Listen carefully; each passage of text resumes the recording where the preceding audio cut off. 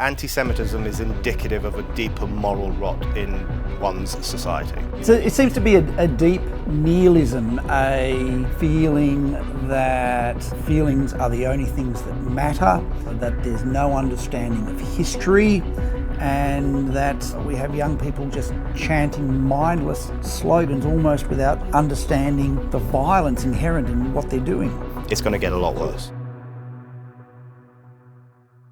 Hello, my name is John Roskam. I'm a Senior Fellow at the Institute of Public Affairs, and welcome to this episode of IPA Encounters. Today I am talking with the great Brendan O'Neill. Brendan has been a visitor in Australia as a guest of the Institute of Public Affairs, and we are delighted that Brendan is with us today. Brendan, welcome. Hi John, pleasure to be here. Brendan, as the editor of Spiked, as now its political writer, as the host of a fantastic podcast, The Brendan O'Neill Show, and as a regular visitor to Australia, what are you seeing? Well, I love Australia. This is my sixth visit, which I think is 6 times more than most people visit Australia. So I'm very happy to be back. I love this country. One of the things I've always loved about Australia is its somewhat proletarian culture. People don't like to be told what to do. They think for themselves. I think the thing I said here when I used to come here a long time ago is that this is the only country where you see ordinary people engaging in so-called climate change skepticism, questioning the political narrative, questioning the idea that the world is coming to an end. I saw so much more of that here than I did in Britain or anywhere else. So I used to always love Australia for those reasons. My fear this time is that some of that is disappearing. I do worry that the kind of woke juggernaut which has been rolling from California across America has engulfed Melbourne and Sydney. Right, yeah, exactly. It's made its way through Europe and now it's here. So I do get a sense that the old Aussie culture is somewhat giving way to this new authoritarianism, this new conformism. I see flashes of that. But at the same time, there is so much still to celebrate. The vote against the Voice to Parliament was an extraordinary populist pushback against this stuff. So, like all countries, Australia right now is a mixed bag. There's the bad political stuff and there's the good political stuff. And I think getting to know which one that we need to push forward and which one we need to push back, that's the main task. So we'll talk about some of the challenges and then where is the hope for the future. We've got a lot to talk about. Can we begin by talking about your visits to synagogues? So when you came to Australia and we were organising the visit with you, you said you'd like to do some events with the Jewish community in Australia. Why was that, and what have you been talking about in synagogues in Australia? Yeah, so I spoke at the Maroubra Synagogue in Sydney. With Sherry Markson? Yes, with Sherry Markson. We had a conversation, great turnout. People really wanted to have a discussion about the world after 7th of October. Israel, Hamas, what's happening in the West, what's happening on campuses right now. People wanted to talk about all of that. And then I did a discussion at the Caulfield Shul in Melbourne. Another great turnout, really energetic discussion, brilliant questions. And the reason I wanted to do this, and thank you for your help with setting it up, is because I think Jewish people need a lot of allies right now. They need a lot of solidarity from those of us who consider ourselves anti-racist, pro-humanist, in favour of progress, however we might define that. Because it seems to me that since the 7th of October, this almost medieval hysteria has swept sections of Western society. We've seen open anti-Semitism. We saw it outside the Sydney Opera House a couple of days after the 7th of October. We've seen it on the streets of London almost every weekend. Since the 7th of October, we're seeing it now on campuses, on some of the highest seats of learning in the world. We're seeing students making so-called Gaza solidarity camps and engaging in sometimes outright anti-Semitism. So I just feel in that climate we have a responsibility to understand why this is happening and to offer as much support and solidarity as we can to the Jewish people. Why do you think it is happening? Well, people always say, and they're right, that anti-Semitism is indicative of a deeper moral rot in one's society. Whenever anti-Semitism returns, you know that something bad is going on under the surface. Enlightenment values are being called into question. Conspiracy theory is taking hold. It seems to be a deep nihilism, a feeling that feelings are the only things that matter, that there's no understanding of history, and that we have young people just chanting mindless slogans almost without understanding the violence inherent in what they're doing. Absolutely. And, I see the anti-Semitism that we have now, especially amongst young activists, I see it as an extension of their turn against Western civilization.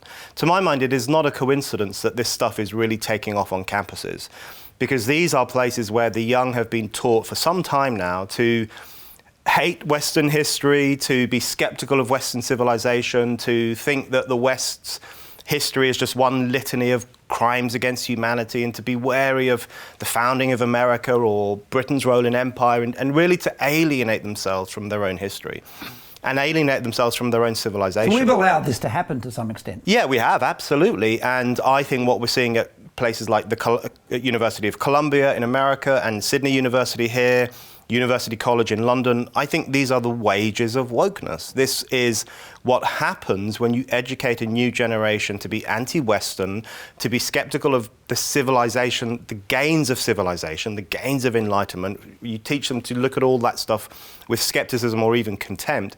You create an atmosphere in which they are more susceptible to really regressive thinking. Can I ask you about the consequences of this? Because one of the things people have been talking about is that what's happening on campuses now is a result of the protests of the late 1960s and people of the 60s coming to power. What will happen when these people come to power? Will they come to power? How do we respond to that? And what does the future hold if the students chanting evil, vile, anti-Semitic slogans have power in politics, in the media, in our cultural institutions, in our education institutions? Yeah, they will definitely come to power, and it will not be nice. And, arguably, these kinds of people are already coming to power, and they have been for some time. By these people, I mean people who are woke. I know that's a very broad word, sometimes difficult to define, but by that I mean people who hold all the fashionable views on race and gender and sexuality and etc., who are quite skeptical of their own societies, who are wary of the idea that the West is special, or that the Enlightenment was special, or that all those events that gave rise to modern society are worth celebrating. They're skeptical of those kinds of ideas. That's what I mean by woke. And those people have been gaining, especially in cultural power, for some time. They run many of the institutions. If you look at the United Kingdom, for example, we have organisations like the National Trust, which looks after all the historical monuments and places in Britain. They've been pushing the slavery line for the past few years, telling us about all the buildings with their terrible links to slavery. All our museums are constantly clearing out problematic artefacts and trying to replace them with something more acceptable. The Church of England recently purged all artefacts related in any way to slavery or empire, basically an exorcism of the church's sinful history. So it's happening in the institutions already. So when these kids come up and enter those institutions themselves, it's going to get a lot worse. What has happened to allow this to occur? So one of the things that you talk and write a lot about is the lack of pushback. Why has that been the case? Is it because those who believe in Western civilization are by nature tolerant? I like to think we're pluralistic, we're liberal in our demeanour.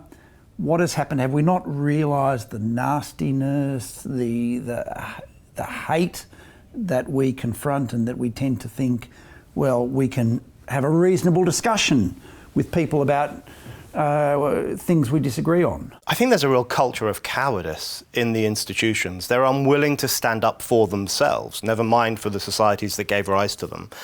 And there are so many things that contribute to that, historically, politically, culturally. Lots of things have smashed together at the same time to create this culture of cowardice, this unwillingness to stand by even their own institutions, never mind the world in which they arose. So, and is that, if I can just ask you, is that quite cowardice because we don't realise how bad the assault is, or because we think that our opponents are as reasonable as us and they don't really want to tear down Western civilization? What drives that cowardice? Do we think, well, they'll come after them, but they won't come after me? Because I share that view, it's cowardice. Yeah, well, one problem is that they don't know it's an assault at all. So a lot of this... Can you talk about that? Yeah, so a lot of this is happening within the institutions. A lot of it happens under the banners of things that sound very nice. For example, DEI, diversity. You disagree with that? Yeah, exactly. Diversity, equity, and inclusion. Great buzzwords. We all nod along as soon as we hear them. Well, I don't, but lots of people do. And they are seen as wonderful things. So a lot of these institutions think they are doing something positive and progressive when they hide away a statue of a problematic historical figure, or when they, the Oxford Pitt Rivers Museum took down all its shrunken heads from an ancient South American tribe. They were a great attraction in this museum. It's a wonderful historical museum in Oxford. Everyone who wouldn't want to see a shrunken head? It's a fascinating artifact. They took them all down because apparently it's unacceptable for a Western institution to display things like that. So they don't think they're destroying their own collection. They don't think they're launching an assault upon themselves. Justifying it to themselves almost. You can justify cowardice. Yeah, and they're justifying it as the right thing to do, the morally proper thing to do, the anti-racist thing to do. But as we know, the road to hell is paved with good intentions. And at some point, I hope, someone is going to realise that all this stuff that we think we're doing in the name of diversity, equity, progress, motherhood and apple pie is actually contributing to the corrosion of Western values, the corrosion of Western institutions, and the undermining of the idea of the Western civilization itself. On your podcast, the Brendan O'Neill Show, you had a wonderful discussion with Christopher Caldwell, the American writer and author, a few months ago, and you spoke about elites and elite attitudes versus the views of the majority of the population, and that's what we're talking about now. Is that what you see happening, elite opinion against the rest of us? And then I'm going to ask you about some of the things that have elites not like democracy. Yeah, absolutely. That's one of the big dividing lines of our time, elite versus ordinary people. I mean, it sounds so sweeping, but it is true. I think it's more important than the left-right divide. I even think it's more important than the free market or state intervention divide. Those divides that defined politics for such a long time, I think have been superseded by this one. You have the elites on one hand who have quite eccentric views, who speak in a particular way, who hold the same opinions on almost every issue under the sun. And then you have... Who are not diverse at all. Not diverse at all. Intellectually conformist, politically conformist. The BBC is always going on about diversity, but all the people who work there, regardless of their ethnic or religious background, think the same thing. So you have the elite opinion on one side, and then out there are huge swathes of ordinary people who just don't buy into it. They often don't have an outlet for expressing their disagreement with these opinions. They don't have newspaper columns. They don't have a seat in the House of Lords. They don't want to make a podcast. They don't have a political party that represents and they don't, them, that I'm going to ask you about in a moment too. Yeah, and they don't have a political party. So they have very few opportunities. When they do get an opportunity, especially with referendums, because the difference with a referendum is you're not just choosing between parties that are very similar. You're often choosing between two very different ways for society to be organised. When those moments emerge, and we've seen that around the world in different ways, they seize the opportunity with glee. Which is why they never give us the opportunity to vote. Which is why they certainly won't do it very often anymore in the UK context after Brexit. But that's the moment at which people say, right, we can finally say something. And I think those little shouts of disagreement from ordinary people are so important. I'm going to come back to the little people, but I want to talk to you about avenues for dissent. So we've had the Tory party in power in the UK for 14 years. it has refused to engage on any of the key cultural issues. Why is that? You know, the Tory party are a disaster right now. There's no other way to put it. And even when they've had interesting people rising to the surface, they managed to push them down again. Boris Johnson, for example, who's not an unproblematic figure, but he won a storming victory in the 2019 general election on the basis of Brexit. His slogan was "Get Brexit Done." And there was a real hope that he might turn things around. He might fight the culture war. He might take a stand against wokeness and all the stuff that people are very worried about. But in fact, he didn't. I mean, he got slightly waylaid by COVID, which arose just 3 or 4 months later, and everything was focused on that. But he didn't make much, even he didn't make much of an effort. And then you have people like Suella Braverman, our former Home Secretary, who made some very correct observations about the pro-Palestine marches. She said they're hate marches and the police are not policing them properly, and she was pushed aside by our Prime Minister Rishi Sunak. So the Tory party, not only is it unwilling, not only does it lack the spine for this fight, it even elbows aside those who are a bit more willing to fight it. So that's a party in complete crisis. And then more broadly, how do we get conservative and right-leaning parties to understand the power of democracy? And in your latest book, The Heretic's Manifesto, and I want to talk to you about why you use the term heretic. You have a wonderful essay, The Rise of the Pigs. So I'm going to I might ask you, Brendan, to explain the rise of the pigs, and then what you mean by that, and then ask you to talk about a wonderful, wonderful sentence. We are living through a furious carnival of reaction against the democratic ideals. So we've had hundreds of years of human history aspiring to democracy, and now we're turning our back on it. Tell me about the essay. What prompted it? Yeah, so what prompted that essay, Rise of the Pigs, was in the UK, the kind of upper class left, the kind of movers and shakers of the new cultural elite, they refer to ordinary people as gammon. Especially people who vote Brexit, who were anti-Jeremy Corbyn, who have kind of conservative views.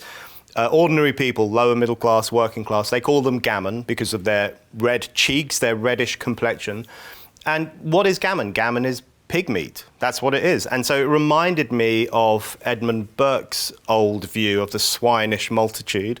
I know many of your listeners and viewers will be fans of Edmund Burke, and that's absolutely fine. I write essays about Edmund Burke and the little platoons, but he wasn't always a Democrat, was he? No, he wasn't. And he famously said the swinish multitude across Europe is crushing culture under the hooves of democracy or something like that.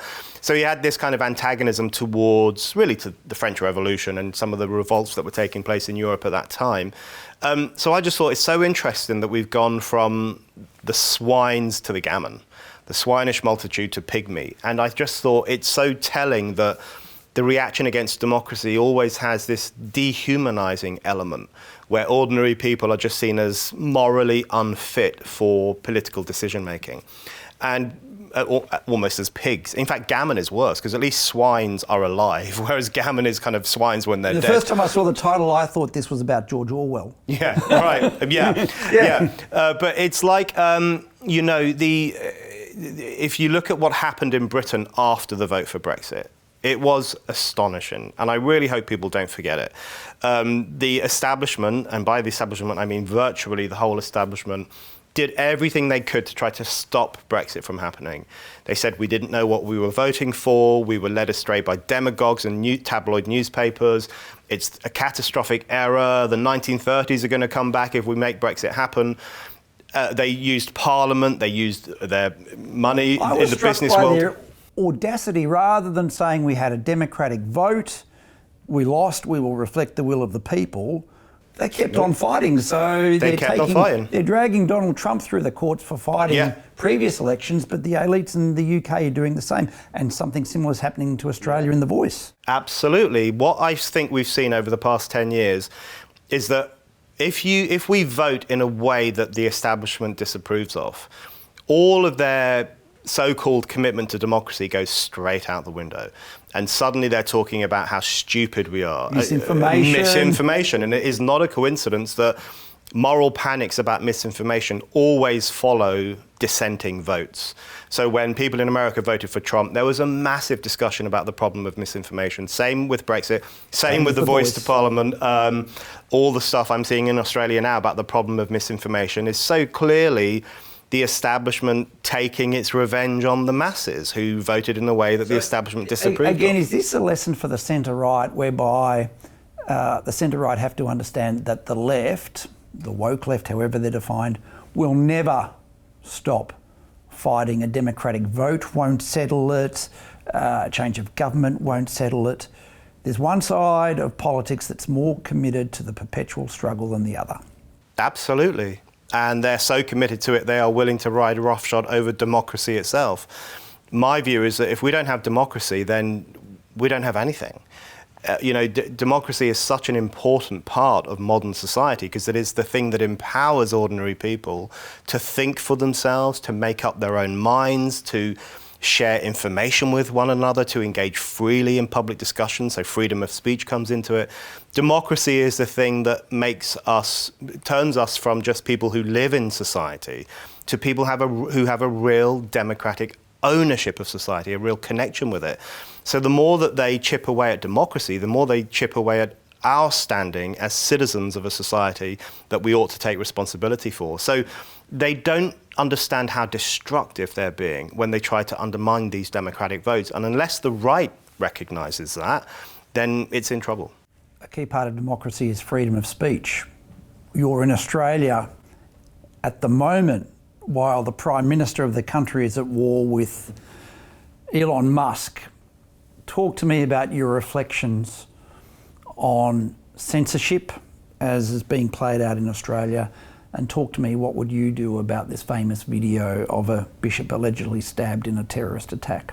I find the government versus Musk so grimly fascinating. Musk is right that, because he geo-blocked this video of the bishop being stabbed allegedly by a young radical Islamist, supposedly. He geo-blocked it so you can't see it on the tweets if you're in Australia. But then, of course, the argument is, well, people could use a VPN and still see it, so you've got to take it down everywhere. He's right that that is a tyrannical demand, that the Australian bureaucracy does not have the right to tell people around the world what they're allowed to see on Twitter. That's a fundamental tenet of sovereignty and democracy. Nations make up their own minds about what people are allowed to do.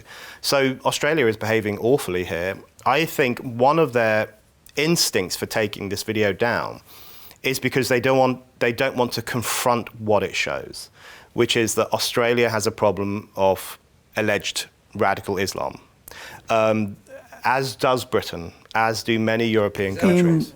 In the last little while we have in our discussion, I want to talk to you about a way forward. I think it's significant that you've called your latest book a Heretic's Manifesto. Are we now the heretics? Yes. And I think we should embrace that word. We should reclaim it for ourselves. We are. One of the points I make in the book, in the opening chapter, in fact, is that I love the term cancel culture. It does its job. Everyone knows what it means. But the point I make is it's not sufficient to describe the culture we're living through. Because when you say cancel culture, people will think, the occasional big name that gets dragged down or blacklisted from a university and it makes the papers, or the attacks on J.K. Rowling for the things that she says. People think that's what you mean by cancel culture.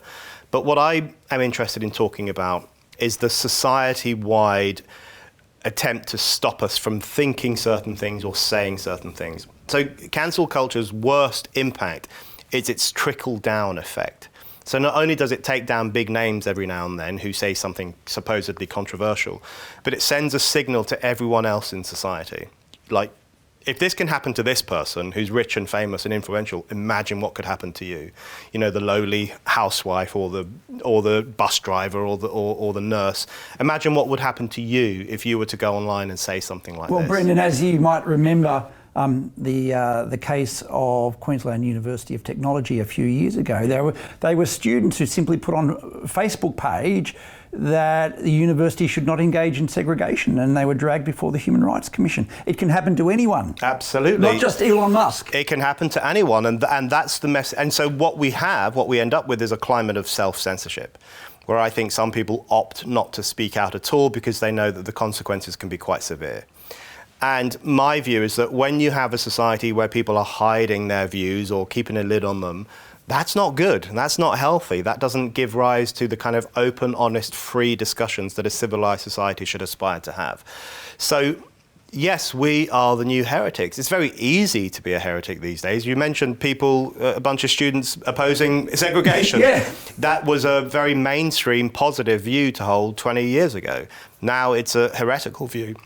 If you look at, there was the University of California, UCLA, recently issued a list of racial microaggressions. I write about this in my book, Things You Shouldn't Say Because It Might Offend People of Color. One of them was, I don't see race, I judge people as individuals. Does that sound familiar? That's what Martin Luther King said in his I Have a Dream speech, looking forward to a world in which we judge people by the content of their character rather than the color of their skin. That's now considered a microaggression that you shouldn't say. So the speed with which once progressive views have been demonized as blasphemies, that's very worrying, I think, and it really speaks to how swiftly this stuff can happen. What are tactics we can use as heretics? How do heretics behave? How do heretics communicate? How do heretics try and, if not win back the culture, rebalance the culture? The first most important thing is to always speak your mind. Now, we might change how we express ourselves depending on the circumstances we find ourselves in. If you're talking to your old mum or, an elderly relative, or you might express things in a particular way, you might be a bit more polite, you might try and explain things in a bit more depth. If you're at the University of Sydney having a discussion with some of those students who are currently camping out against the world's only Jewish state, you might be a bit more forceful, you might be a bit angrier. But the key thing in all of those situations is to say what you believe and never hold back just because a culture has been created in which your idea has been depicted as problematic or evil or dangerous or harmful to certain sections of society. And always worth remembering what George Bernard Shaw said. He said, all great truths begin as blasphemies.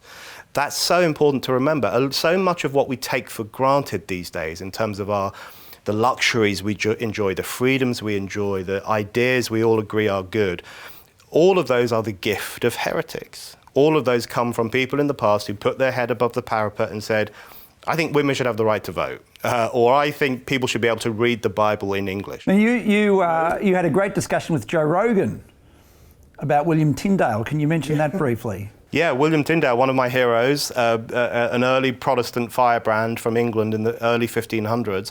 At the time, it was an offence punishable by death to publish the Bible in English. The Bible was only published in Latin because it was only for the priestly class. It wasn't for the plebs. Many of the plebs couldn't read anyway, but some could, and the Bible wasn't for them. They weren't allowed to see it with their own eyes. And William Tyndale said, this is wrong. I disagree with this. I'm going to translate the Bible into English. We had to go to Germany, of course, to do it. He would kind of sneak them back into Britain, hidden in sacks of grain, and then they would be kind of spirited amongst his supporters who would read them late at night by candlelight in case someone came knocking. In case the Safety Commissioner... Right, exactly. Their equivalent. Issues a takedown notice. Yeah, exactly. And eventually he was caught, he was arrested, he was imprisoned, he was strangled to death, and then he was burnt to a pile of ashes. It's such an important story because it just makes you think of what earlier generations went through for our fundamental liberties. Being able to read the Bible in your own tongue is such a fundamental liberty we don't even think about it. You could go into any shop around here, any church, and you can read the Bible for yourself, which means being able to think for yourself. It means being able to make up your own minds. Is this true? Is it false? Is God real? Is he not? All of our freedom of conscience and thought were unleashed by this ability to read the Bible for ourselves. And people died for that right. Heretics were killed for our right to do that. So When I see people poo-pooing the idea of freedom of speech and dissent and heresy, I just think there's a luxuriant moralism to this, because your freedom comes from their sacrifices, and people don't recognise that sometimes. As then a final question, Brendan, what is the way back for freedom? What is the way back for our culture? Can you chart me a path over the next decade or so? Ooh, I don't know if I can chart a path. I'd like you to be optimistic and positive as well. I'm an optimist by nature. I think it's important to recognise how bad things are getting. So that's the first point. That's the first thing, always. Understand the challenge. Yeah, especially since 7th of October, in fact. There's no point for anyone being naive about this or saying, oh, it will be fine in the end. Or it'll never happen here. Or it will never happen here. It won't be fine in the end unless we do something about it. But I'm an optimist by nature, and I've seen so many things happen in politics over the past 10 years that have made me feel incredibly positive. The vote for Brexit is obviously my favourite. I talk about it all the time because that was such an act of defiance by largely working class communities who just said, we don't believe what you're saying. It was, I think, the most important vote in Britain since we got the franchise. Everyone got the franchise in 1928. It was unquestionably the most important vote. That's a historical moment that it's really worth celebrating. When I go to campuses now, we hear so much about campuses being overrun by these blue-haired authoritarians, but there are so many more students who don't have any truck with that stuff, who do believe in freedom of speech, who do want the right to study in peace, do want the right to express themselves. So people are out there either quietly holding on to these liberal values or noisily making a fuss in their defence, and that gives me great hope. So yes, the elites have gone berserk and they are doing very destructive things and they have a lot of power, so the fact they're doing destructive things is really bad. But there is an appetite for pushback, there is an appetite for dissent, and there is an appetite for defending liberty against these new authoritarians. So that's the kind of thing we need to hold on to and develop and push further and further. Brendan O'Neill, thank you for what you do to defend liberty. Thank you for being with us today on IPA Encounters. Thanks, John.